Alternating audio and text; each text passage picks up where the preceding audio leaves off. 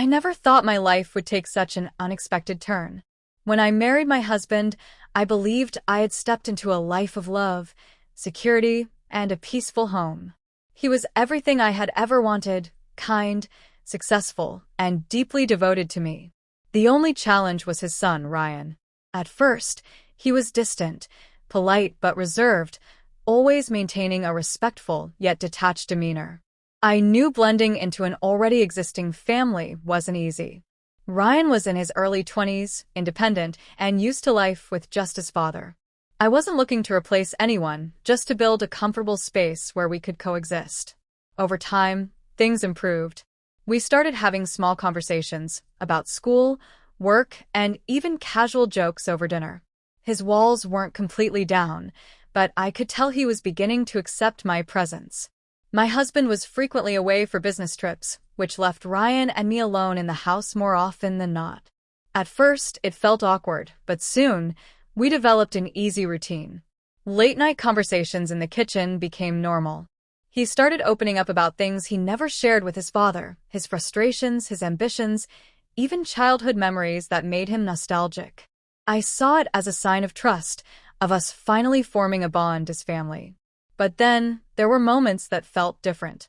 Lingering glances that lasted a little too long. Accidental touches that neither of us addressed.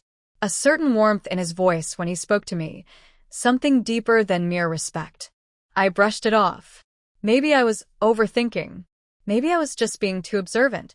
He was young, figuring things out, and I was simply a presence in his life he had grown accustomed to.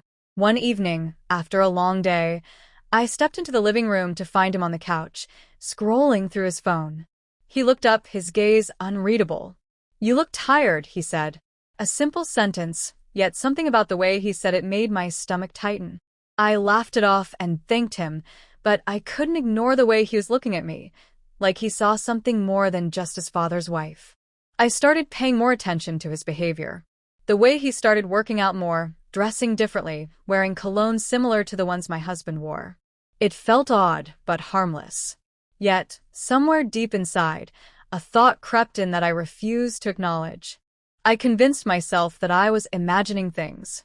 Ryan was simply growing up, becoming more confident, and as his stepmother, it was my responsibility to guide him, not to overanalyze meaningless details. But the uneasiness never left me. Something was changing, shifting in ways I wasn't sure how to address. I had no idea that soon, everything I thought I knew about my family would come crashing down in the most unexpected way. It was supposed to be just another ordinary night. My husband was out of town on a business trip, and I had gone out for dinner with a few friends. I wasn't planning on coming home early, but something felt off, an unexplained urge to return. As I pulled into the driveway, the house was dimly lit. I expected Ryan to be in his room or watching TV, but the silence felt different, too heavy, too still. As I stepped inside, I heard faint noises coming from the guest bedroom down the hall. It was a room rarely used, mostly reserved for visitors. My first thought was that Ryan might be on a call, but as I got closer, my pulse quickened. Soft murmurs, the rustling of fabric, sounds too intimate to be ignored. I hesitated.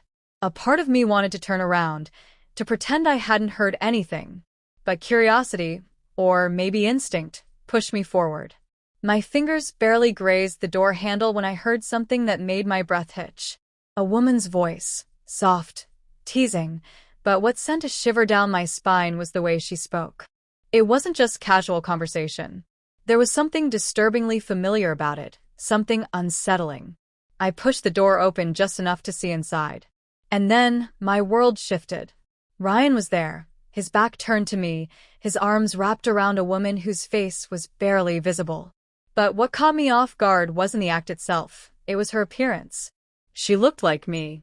The same dark hair, the same perfume I wore almost every day, even the way she moved, every detail sent a wave of nausea through me. It was like watching a reflection of myself in a moment I had no business witnessing. My heart pounded as realization set in. This wasn't just about Ryan being with someone. He had sought out someone who resembled me, who carried my scent, who mimicked my presence in a way that felt deliberate. I stepped back, my mind racing, trying to process what I had just seen. My hands were shaking. Did he know I was there? Did he want me to see? The thought alone made my stomach twist. I turned away quickly, retreating down the hall before I could be noticed. My breath came in shallow gasps as I locked myself in my room, pressing my hands against my temples. I had been blind. Every lingering glance, every unspoken moment, every shift in his demeanor, it all made sense now. He wasn't just drawn to me in an innocent way. There was something deeper, something that had been building for longer than I had realized. I felt sick. I felt guilty. I felt ashamed. Not just for what I had seen, but for the unspoken truth I had ignored for too long. Ryan had been seeking me in ways I never imagined, and now that I knew, there was no going back. Sleep was impossible. My mind kept replaying what I had seen, twisting it into something darker with every passing second. I stayed in my room, listening for any sign of movement, but the house remained eerily quiet.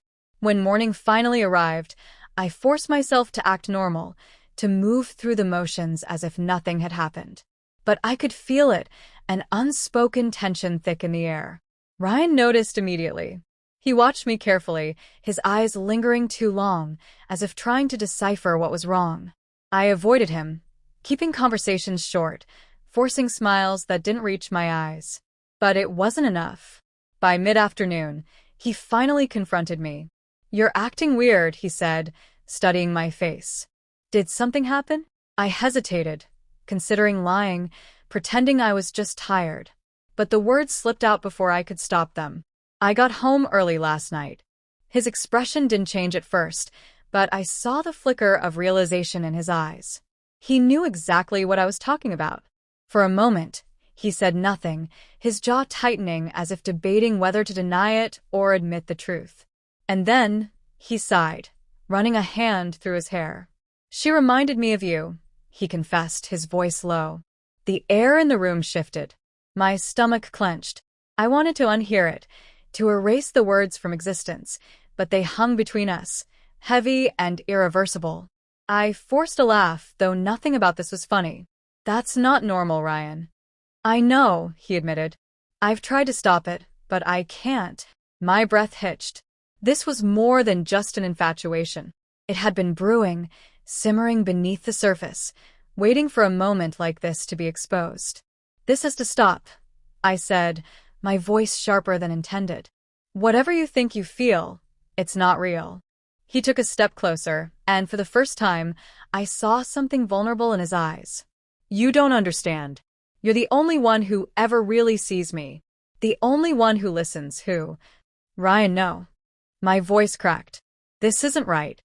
Silence. A heavy, unbearable silence. He swallowed hard, then nodded, as if forcing himself to accept it. "I never meant to make you uncomfortable," he said finally. I didn't know how to stop feeling this way." I avoided him for the next few days, retreating into myself, trying to pretend that everything was normal. But it wasn't.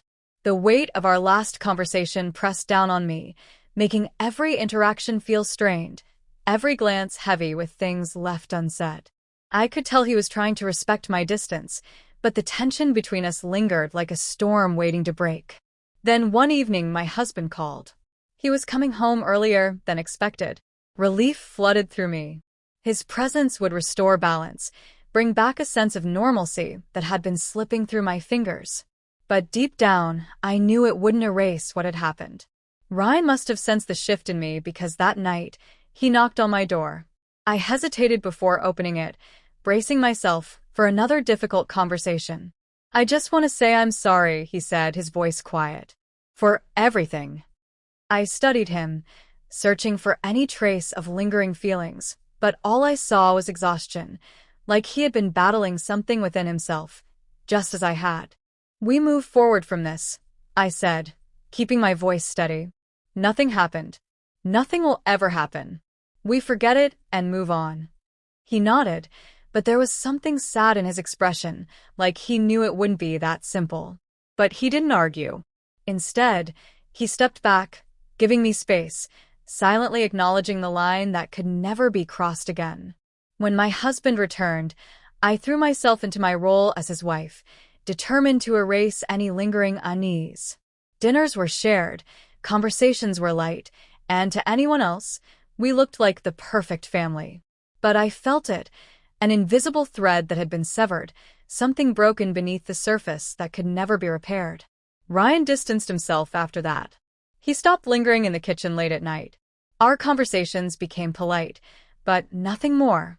And though I knew it was for the best, I couldn't ignore the sadness that came with it.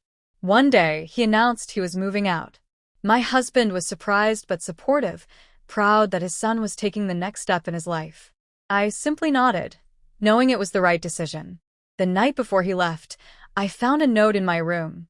It was short, just a few words scribbled on a piece of paper. I never meant to hurt you. I just didn't know how to handle what I felt. Thank you for seeing me. I held onto the note for a moment before tucking it away. Then, I let out a breath I hadn't realized I was holding. This chapter was over. It had to be. And as I heard the sound of his suitcase rolling down the hallway the next morning, I knew we had both made the only choice we could.